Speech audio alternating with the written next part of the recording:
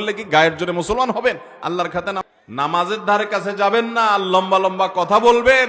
নামাজ না পড়লে কইছে ঈমান আছে। আল্লাহকে ভয় করেন। এই সমস্ত উদ্ভট এবং এই সমস্ত দাম্ভিকতাপূর্ণ কথা পরিহার করেন। ভাইরা আমার, এটা ঠিক যে ফোকায়ে কেরামের মধ্যে মত পার্থক্য আছে।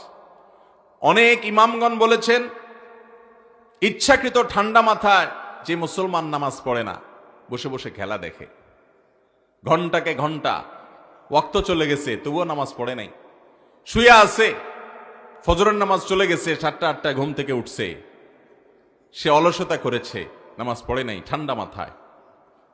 তো এইরকম ব্যক্তি যে ঠান্ডা মাথায় নামাজ পড়ে না, ইচ্ছাকৃত নামাজ ত্যাগ করে, সে ব্যক্তিকে অনেক ইমাম বলেছেন এই ব্যক্তি আর মুসলমান থাকে না। নামাজ না পড়লে সে আর মুসলমান থাকে না, ইসলাম থেকে খারিজ হয়ে যায়।